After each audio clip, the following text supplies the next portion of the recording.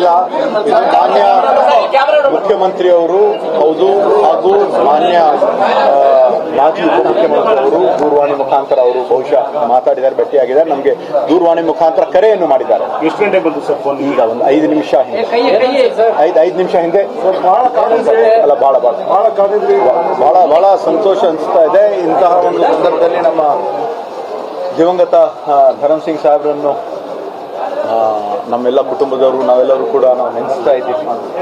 ಹಾಗೂ ಎಲ್ಲ ನಮ್ಮ ಪಕ್ಷದ ನಮ್ಮ ಸನ್ಮಾನ್ಯ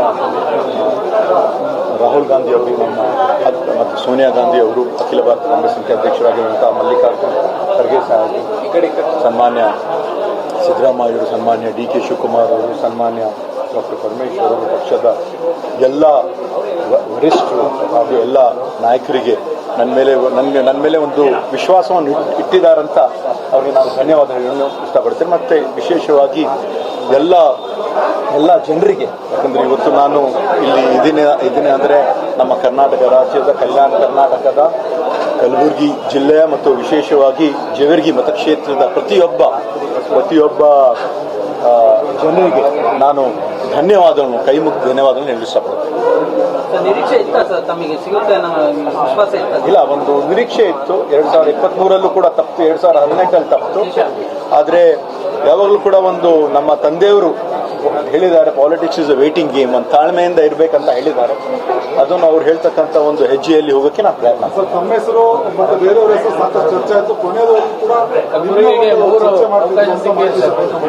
ಇವಾಗ ಪಕ್ಷದಲ್ಲಿ ಕೆಲವು ಸತಿ ಬಹಳ ಒಂದು ಒತ್ತಡ ಇರ್ತದೆ, ಹೆಚ್ಚು ಕಡಿಮೆ ಆಗ್ತದೆ. ನಾವೆಲ್ಲ ಒಂದು ಶಿಸ್ತಿನ ಸಿಪಾಯಿ. ನಮ್ಮ ಇವಾಗ 137 ಶಾಸಕರು ನಾವೇನು ಇದ್ದೀವಿ, ಎಲ್ಲರೂ ಸೇರಿ ಪಕ್ಷದ ಒಂದು ತೀರ್ಮಾನಕ್ಕೆ 2023 2018 ಯಾವಾಗಲೂ ಕೂಡ ಭದ್ರವಾಗಿರ್ತೀವಿ ಅಂತ ನಾವು ಹೇಳಿದ್ವಿ. ಆ ಒಂದು ರೀತಿಯಿಂದ ಎಲ್ಲರೂ ಭದ್ರವಾಗಿದ್ದೀವಿ, ಎಲ್ಲರೂ ಜೊತೆ ಆಗಿದ್ದೀವಿ. ಅಲ್ಲ ಸರ್, ಕಲಬುರಗಿ ಕಲ್ಯಾಣ ಕರ್ನಾಟಕ ಹೆಬ್ಬಾಗಿಲು ಅಂತಾರೆ, 3 ಸ್ಥಾನ ಸಿಕ್ಕಿದೆ ಸರ್ ಕಲಬುರಗಿ, ಎಷ್ಟು ಖುಷಿ ಇದೆ. ಹೌದು, ಇಲ್ಲ, ಕೆಲವು ಸತಿ 6 ಜನನು ಕೂಡ ಮಂತ್ರಿ ಸ್ಥಾನವನ್ನು ತಗೊಂಡಿದ್ದಾರೆ.